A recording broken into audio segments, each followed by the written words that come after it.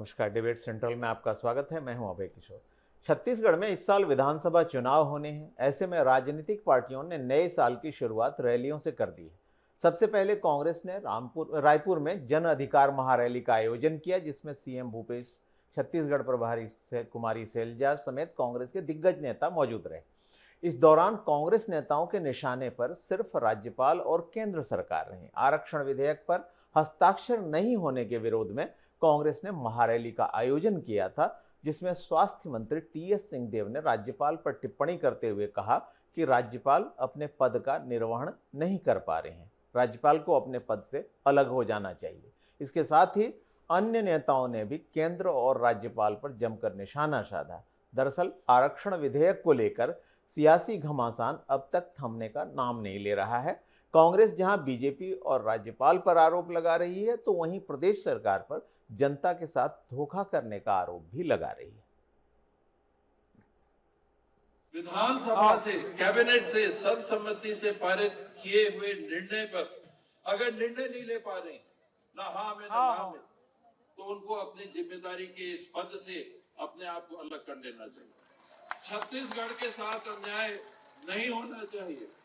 2 दिसंबर के आरक्षण विधानसभा प्रस्ताव पारित करें। आज 3 जनवरी हो गए, महीना बदल गए, साल बदल गए। पत्रकार मन पूछिस के राज्यपाल दस्तखत नहीं करे थे का करबे। मैं कहे जनता से बड़े कोई नहीं हो लोकतंत्र में। ये स्थिति में राज्यपाल जी रोके हैं। मैं पहले भी आग्रह कर रहे हैं, हर धर्मिता छोड़े, या तो दस्तखत कर दे या फिर विधानसभा लौटा दे। लेकिन न वो दस्तखत करे थे, न विधानसभा लौटा थे। सवाल सरकार से करा था। मंत्रिमंडल सलाह दी और जे जानकारी मांगे हम सब देवो।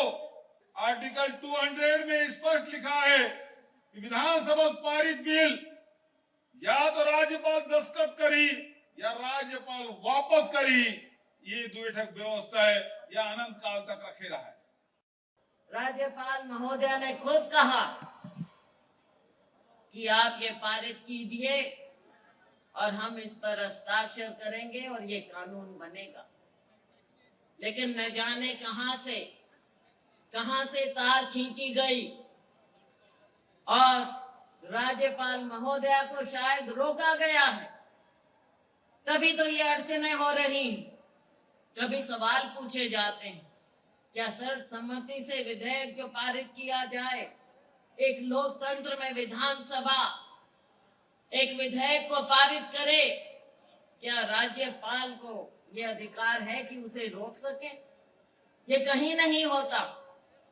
ना ये हमारे संविधान के प्रति आदर है और ना हमारी छत्तीसगढ़ की इस जनता के प्रति आदर है। तो इस मसले पर चर्चा करने के लिए हमारे साथ स्टूडियो में मौजूद हैं दो खास मेहमान। मेरे साथ हैं बीजेपी नेता उमेश घोरमोड़े और साथ ही कांग्रेस नेता सुरेंद्र वर्मा। आप दोनों का बहुत बहुत स्वागत है एशियन न्यूज़ में।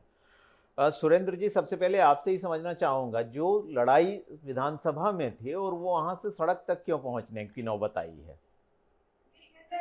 अभय जी, विधानसभा में ये बिल सर्वसम्मति से पास हो चुका है। याद होगा 2 तारीख को जो है सर्वसम्मति, जिसमें भारतीय जनता पार्टी के विधायकों की भी सहमति थी, सर्वसम्मति से पास हुआ विधेयक जो है अभय जी, संवैधानिक प्रक्रिया के अनुसार राजभवन और विधानसभा के बीच का विषय है। और भारतीय जनता पार्टी के नेता उल्टी गंगा बहाने का प्रयास कर रहे हैं, जो भ्रम फैला रहे हैं, उस पर चर्चा की मांग कर रहे हैं। ये इनके राजनीतिक पाखंड को उजागर करता है। जिस प्रकार से आपको याद होगा पूरे देश में इनका यही चरित्र है। विगत दिनों 11 नवंबर को झारखंड विधानसभा ने इसी प्रकार का विशेष सत्र बुलाकर पारित किया। वो बिल आज तक लंबित है। उसमें वहां भी राजभवन कोई जवाब नहीं दे रही है। छत्तीसगढ़ के साथ भी वही भेदभाव, वही स्थिति, वही बर्ताव। और कर्नाटक में जैसे ही विधानसभा ने बिल पारित किया, तत्काल महामहिम का हस्ताक्षर हो जाता है। ये भाजपा का दोहरा चरित्र है, जो जन सरकार से संबंधित विषय है, जिसमें बहुसंख्यक आबादी के रोजगार और शिक्षा प्रभावित होते हैं। आम जनता के हक की लड़ाई के लिए आज जो रैली निकाली गई, ये जनता का भाजपा के प्रति आक्रोश है, उसकी अभिव्यक्ति है। और जितना रोका जाएगा, जन आक्रोश बढ़ता जाएगा। भारतीय जनता पार्टी के मुद्दा विहीन नेता राजभवन की आड़ में अपनी राजनीति चमका रहे हैं। यही महामहिम आपको याद होगा जब हाईकोर्ट का फैसला आया भारतीय जनता पार्टी के षड्यंत्र के कारण, जब जो वो स्थिति क्यों बनी, जिस वर्ग के आरक्षण में 4% कटौती करने का पाप रमन सरकार ने किया, उस वर्ग के 51 लोग हाईकोर्ट में गए थे और 2018 तक जब तक रमन सरकार थी, मूल जवाब और संशोधित जवाब दोनों प्रस्तुत किए जा चुके थे। षड्यंत्र पूर्वक ननकीराम कमेटी के आंकड़े छुपाए गए थे और उसके बाद हमारी सरकार जो है, भूपेश बघेल सरकार का संघर्ष है। पहले भी हमने लड़ा था सामाजिक न्याय के लिए और आज भी जो जनता का संवैधानिक अधिकार है, संविधान में प्रदत्त अधिकार है, जिसके लिए विशेष सत्र बुलाकर हमने। चलिए उमेश जी मेरे साथ हैं, उमेश जी से जवाब लेने की कोशिश करता हूं। सुरेंद्र जी, उमेश जी भी मेरे साथ हैं, जवाब लेने की कोशिश करता हूं, क्योंकि बीजेपी का प्रतिनिधित्व कर रहे हैं, बीजेपी के नेता हैं। उमेश जी, ये जो दोहरा रूप दिख रहा है वो समझ में नहीं आता। झारखंड में विधेयक पारित होता है सर्वसम्मति से, वहां राज्यपाल हस्ताक्षर नहीं करती। छत्तीसगढ़ में पारित होता है, वहां राज्यपाल हस्ताक्षर नहीं करती। कर्नाटक में पारित होता है, तत्काल हस्ताक्षर हो जाते हैं। ऐसा क्यों? देखिए आदरणीय अभय जी, हस्ताक्षर के विषय में तो मैं आऊंगा जी, लेकिन आपने बड़ी अच्छी बात एक कही कि दोहरा चरित्र, निश्चित तौर पे इस दोहरे चरित्र से आज छत्तीसगढ़ की जनता, छत्तीसगढ़ के तमाम वर्ग आज परेशान है। किस प्रकार का दोहरा चरित्र कांग्रेस का आज निकल करके आया है और शायद छत्तीसगढ़ की जनता ने कांग्रेस किसी दोहरे चरित्र को पहचान लिया है। इसलिए आज जो जन अधिकार महारैली थी कांग्रेस की, वो महाफेल साबित हुई और तमाम वर्गों ने, चाहे वो आदिवासी वर्ग हो, पिछड़ा वर्ग हो, एससी वर्ग हो, तमाम वर्गों ने इस रैली से किनारा कर लिया और इसीलिए लगातार खबरें आती रही कि अधिकारियों पर दबाव बना करके भीड़ इकट्ठा करने का प्रयास किया गया, लेकिन उसके बावजूद भी 75% कुर्सियां उस महारैली की खाली रही। कांग्रेस के नेता केवल अलग बयानबाजी और भाषणबाजी वहां पर करते रहे हैं और जिस प्रकार का दोहरा चरित्र रहा है, ये इसका आधार क्या है? आरक्षण का। जिस प्रकार से आपने हस्ताक्षर के विषय में आपने कहा, तो इसका जो आधार है, उस आधार को लेकर के 2 दिसंबर को जब सर्वसम्मति से ये विधेयक पास हुआ, तब विपक्ष ने बहुत प्रमुखता से कहा था कि इसका जो आधार है, क्वांटिफाइबल जो डाटा है, उसको आप यहाँ पर रखिए।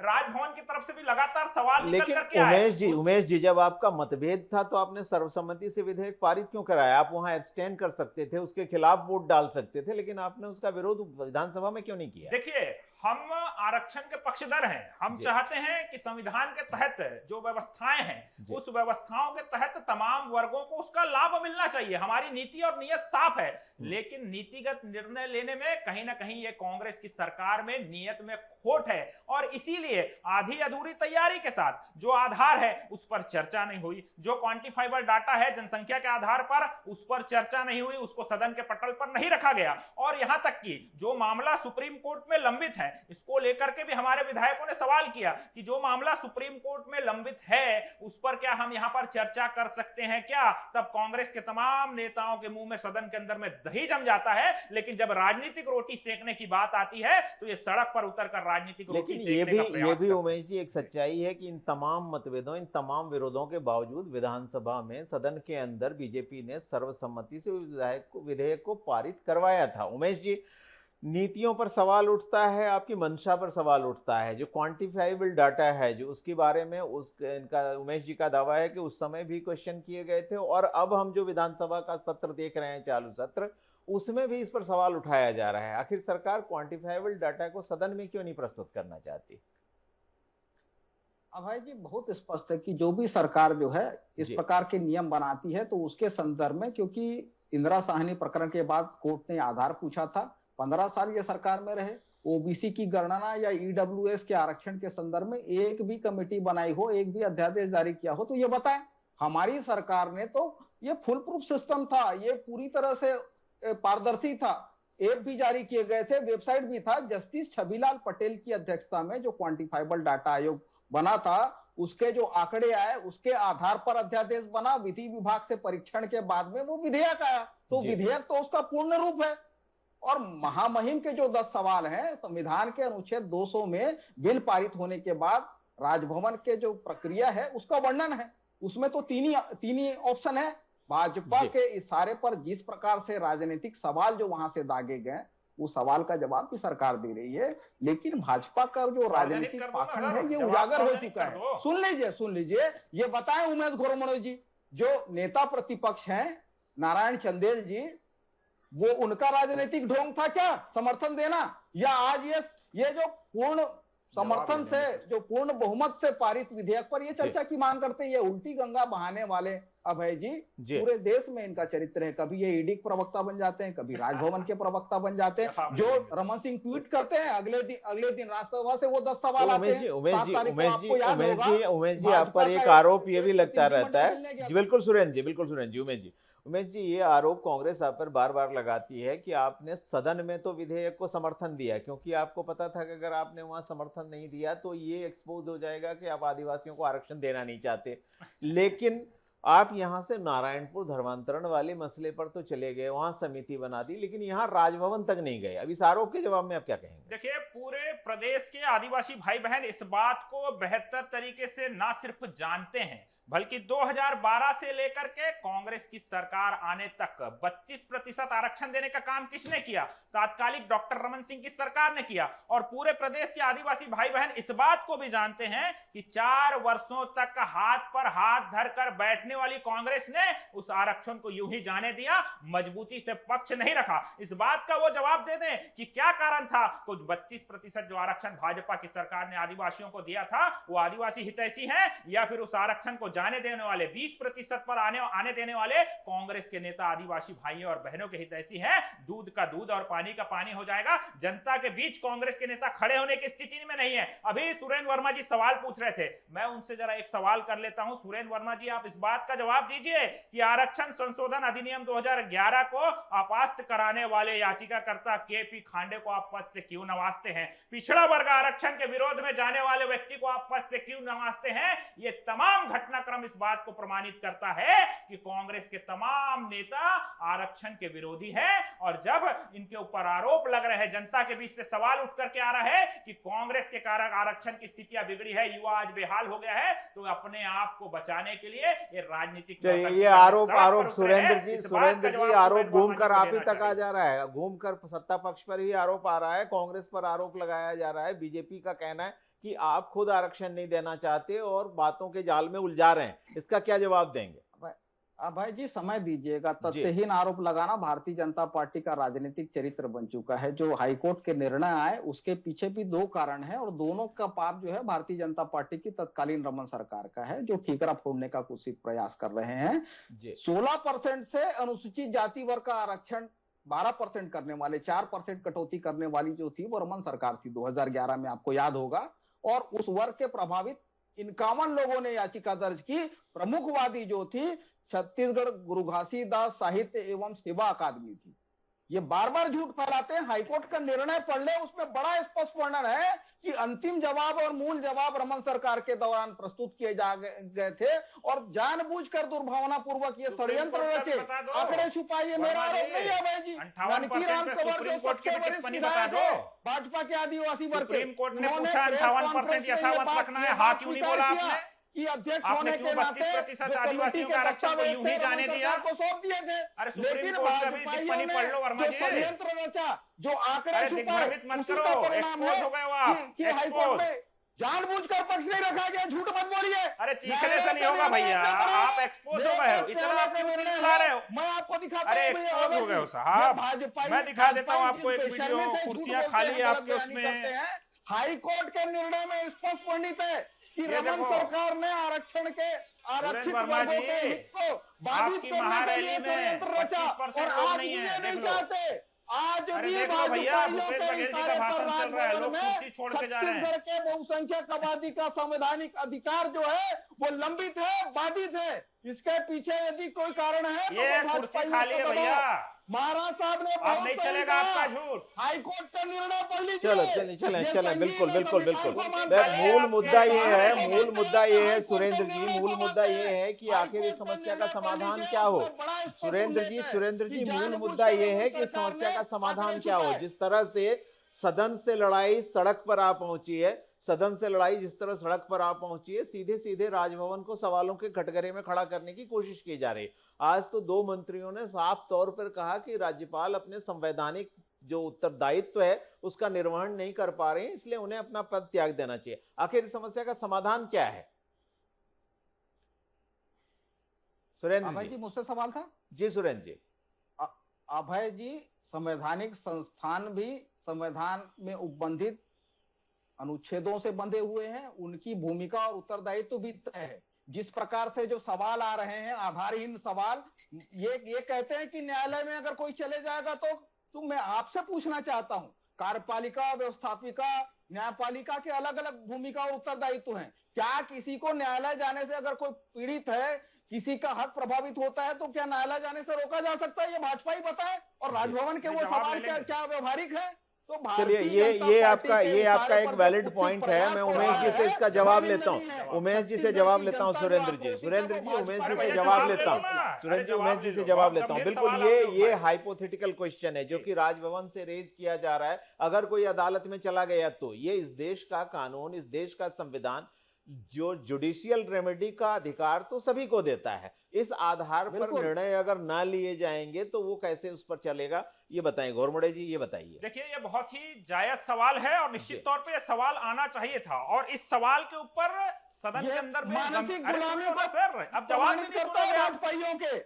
अरे अब जवाब भी नहीं सुनोगे। संवैधानिक अधिकार को आप जवाब भी नहीं सुनेंगे। उमेश जी का जवाब सुन तो लेते हैं। सुरेंद्र जी, हमने जो सवाल आपने उठाया उसका जवाब ले लेते हैं। सुरेंद्र जी एक बार उमेश जी को जवाब तो देने देते हैं, फिर उसका जवाब आप दीजिएगा। उमेश जी की बात पूरी होने देते हैं। बोलिए उमेश जी। देखिए आदरणीय अभय जी, ये बड़ा गंभीर सवाल है और बड़ा दुख का विषय है कि आपके लोकप्रिय चैनल पर इस विषय पर बड़ी गंभीरता से हम चर्चा करने के लिए आगे बढ़ रहे हैं, वहां पर भी डिस्टर्बेंस हो रहा है। इस सवाल पर बड़ी गंभीरता से इस प्रदेश के सदन के अंदर में चर्चा होनी चाहिए थी, और चर्चा इसलिए होनी चाहिए थी क्योंकि कांग्रेस का इतिहास रहा है। कोई भी अध्यादेश आया है, कोई भी सुन लीजिए ना सर, कानून आया है, उस पर ट्रेनिंग का नतीजा है। तमाम लोगों को न्यायालय के अंदर जाने का अधिकार है, लेकिन सरकार की क्या यह नैतिक जिम्मेदारी नहीं बनती है कि कोई अध्यादेश, कोई कानून आया है वो न्यायालय के अंदर में टिके? यह हम इसलिए कह रहे हैं क्योंकि 58% आरक्षण के मामले में यह सरकार ढुलमुल रवैया इख्तियार करती है, मजबूती से अपना पक्ष नहीं रख पाती है। तो 76% आरक्षण के पक्ष में हम चाहते हैं कि तमाम भाइयों और बहनों का जो तमाम वर्ग है उनका आरक्षण यथावत रहे, 76% आरक्षण यथावत रहे। इसलिए कानूनी पहलुओं पर गंभीरता से चर्चा होनी चाहिए और उसके तमाम पक्ष मजबूती से रखे जाने चाहिए। इस बात की चिंता अगर विपक्ष करता है, इस बात की चिंता अगर राजभवन करता है, तो ये कांग्रेस के लेकिन उमेश जी ये बात फिर भी समझ में नहीं आती। जो मेरा मूल सवाल था वो अब भी वही है। अगर आपको आज लगता है कि राजभवन को ये सवाल जो है इस पर चिंता करनी चाहिए, तो आखिर सदन में जब ये विधेयक पारित हो रहा था तब सर्वसम्मति क्यों थी? मैं आपके पास फिर आता हूँ। बिल्कुल, मैं आपके पास आता हूँ। मेरे साथ अंकित जुड़ गए न्यूज रूम से। एक बार उनसे दिन भर की गतिविधियों के बारे में समझने की कोशिश करता हूँ। अंकित, आज चूंकि सदन भी चल रहा था, हमने देखा कि किस तरह से विधानसभा में भी कई मुद्दों पर गर्मागर्मी होती रही। लगातार जो है सवालों के कटघरे में सत्ता पक्ष को खड़े करने की कोशिश विपक्ष ने की, और दूसरी ओर जब जन अधिकार रैली होती है तो वहां एक के बाद दूसरे वक्ता, सरकार के मंत्री, जो प्रदेश की प्रभारी हैं कुमारी सैलजा, वो, इसके अलावा खुद मुख्यमंत्री भी राजभवन को कटघरे में खड़े करने की कोशिश करते हैं। जो लड़ाई सदन के अंदर थी, सदन से लेकर वो आज सड़क पर आ गई है। तो किस तरफ जा रहा है ये पूरा? गतिविधियां आज दिन भर की रही क्या? बिल्कुल अभय जी, जिस तरह से अगर बात करें यहाँ पर विधानसभा के 2 दिनों की कार्रवाई जो है केवल आरक्षण के विषय पर ही स्थगित हो गई, और आज भी जिस तरह से आरक्षण और धर्मांतरण का मुद्दा सदन में गरमाया था, इसके बाद जन अधिकार रैली में कांग्रेस के तमाम नेता यहाँ पर पहुंचे थे। चाहे बात करें मुख्यमंत्री भूपेश बघेल की या फिर जो भी मंत्री यहाँ पर मौजूद है, सभी ने कहीं ना कहीं राजभवन को कटघरे में खड़े किया। जिस तरह से 2 दिसंबर से अगर बात करें तो जो आरक्षण का विधेयक है वो यहाँ पर पारित हो गया था, जिसके बाद से ही हस्ताक्षर न होने के चलते आज भी ये मामला जो है अटका हुआ है। आज तक कानून नहीं बन पाया, जो जिसके चलते ना तो आरक्षण रोस्टर लागू हो पाया और ना ही एडमिशन हो पा रहा है, ना ही कोई नौकरी निकाली जा पा रही है। कहीं ना कहीं निश्चित रूप से बड़ा मामला, गंभीर मामला है, और सरकार भी पूरे मुद्दे पर मुखर नजर आ रही है। सीधे तौर पर राजभवन पर आरोप लगाए जा रहे हैं। आज सीधे तौर पर जिस तरह से जन अधिकार रैली में चाहे मुख्यमंत्री भूपेश बघेल की बात करें या प्रदेश प्रभारी कुमारी सैलजा की या पूर्व मंत्री जो यहाँ पर थे, सभी ने कहीं ना कहीं राजभवन को कटघरे में खड़े किया। इसके अलावा बात करें तो भाजपा विधायकों के द्वारा भी लगातार इस मुद्दे को उठाया जा रहा है। कहीं ना कहीं कल जिस तरह से बड़े आंदोलन की तैयारी में भाजपा भी है, कल जो आरक्षण है उसी को लागू करने की मांग को लेकर भाजपा भी बड़ा आंदोलन राजधानी रायपुर में करने वाले। तो निश्चित रूप से अंकित जो भाजपा का कार्यक्रम है, अगर मैं उसको गौर से देखूं तो एक तरह से सरकार को कटघरे में खड़े करने के लिए भाजपा ने कल कमर कसी है। तो ये लड़ाई जो कि हमें सड़क पर दिखाई दे रही है, चाहे वो सदन के अंदर हो या सदन के बाहर हो, जो लड़ाई दिख रही है, क्या आपको नहीं लगता कि इस साल चूंकि विधानसभा चुनाव होने हैं तो हर पार्टी अधिक से अधिक मतदाताओं को और अपनी ओर आकृष्ट करना चाहती है, और ये जो सरगर्मी दिखाई दे रही है हमें, वो मुद्दों पर जो तेजी दिखाई दे रही, जो तलखी दिखाई दे रही है, वो उसी दिशा में एक कदम है। बिल्कुल अभय जी, जिस तरह से बात करें छत्तीसगढ़ जो है आदिवासी बाहुल्य क्षेत्र माना जाता है। ऐसे में निश्चित तौर पर आदिवासियों को साधने की तैयारी से मानी जा सकती है। ठीक चुनाव की बात करें तो चुनाव को साल भर का वक्त भी छत्तीसगढ़ में नहीं बचा है। साल भर से भी कम समय में विधानसभा चुनाव छत्तीसगढ़ में होने, ऐसे में इससे पहले तमाम तरह की तैयारी अगर देखी जाए तो शुरू हो चुकी है। और जिस तरह से आरक्षण का मुद्दा यहाँ पर लाया गया, आरक्षण विधेयक यहाँ पर पास किया गया, और जिस तरह से एक दूसरे पर आरोप प्रत्यारोप तमाम तरह के भी देखे जा रहे हैं। अब तक मामला जो है लगातार गरमाया हुआ। आरक्षण की बात करें तो जिस तरह से 32% आरक्षण जो है एसटी वर्ग के लिए लागू किया, यहाँ पर विधेयक लाया गया। उसके अलावा ओबीसी वर्ग के लिए 27% आरक्षण का विधेयक यहाँ पर लाया गया। तो निश्चित रूप से दो बड़े वर्ग है छत्तीसगढ़ के, चाहे बात करें ओबीसी वर्ग की या फिर एसटी वर्ग की, दोनों को ही साधने की यहाँ पर तैयारी है। कहीं ना कहीं चुनावी समीकरण के इर्द गिर्द ही सारी गतिविधियां घूम रही हैं। बिल्कुल अंकिता, बने रहें। सुरेंद्र जी, एक जो आज की हमने जन अधिकार रैली देखी, उसमें कुमारी शैलजा ने कहा कि तार कहीं और से खींचे जा रहे हैं। तो राजभवन की जो तार खींचने की बात आप लोगों ने कही है, वो तार खींचे कहां से जा रहे हैं, किसकी ओर इशारा है? बहुत स्पष्ट है भाई जी, पूरे देश में इनका यही चरित्र है। आपने देखा होगा कि कैसे पश्चिम बंगाल में चुनी हुई सरकार के खिलाफ राजभवन से पीसी ली जाती है। महाराष्ट्र में आधी रात को राष्ट्रपति शासन खत्म हो जाता है। मैंने उदाहरण विशेष सत्र का पहले भी दिया, झारखंड का जो है 11 नवंबर का मामला है, आज तक नहीं हुआ। वहीं कर्नाटक में तत्काल लागू हो जाता है, तत्काल हस्ताक्षर हो जाते हैं महामहिम के। तो भारतीय जनता पार्टी का दोगला चरित्र प्रमाणित है। इनका कोई भी नेता, छत्तीसगढ़ का कोई भी भाजपा नेता महामहिम से तत्परता बरतने की अपील करता नहीं दिखेगा आपको। इनकी राजनीतिक मजबूरी थी सहमति दिखाना, जताना, लेकिन वहां पर भी इनके वरिष्ठ नेता है अजय चंद्राकर। उमेश जी इसका जवाब देना चाहते हैं, क्योंकि समय कम है। उमेश जी से एक जवाब ले लेते हैं। सुरेंद्र जी, आपके आरोप पर उमेश जी वर्मा जी, अगर आप और आरोप पर जवाब लेते हैं। आरक्षण की अगर इतनी ही तेजी है, सदन चल रहा है, साहस दिखाइए, इस डिबेट में घोषणा करिए, कल सदन के अंदर में क्वांटिफाइड डाटा पेश किया जाएगा, पटल पर रखा जाएगा, उस पर विस्तार से चर्चा होगी। आप बोल दीजिए ना, क्यों नहीं बोलते हैं आप आधी अधूरी तैयारी के साथ आरक्षण को लेकर के आकर जनता को छलने और ठगने का प्रयास करेंगे, सड़क पर उतरकर राजनीतिक नौटंकी करेंगे और राजभवन से लेकर के तमाम संवैधानिक संस्थाओं के ऊपर प्रश्न चिन्ह खड़ा करेंगे। तो ऐसा नहीं होगा।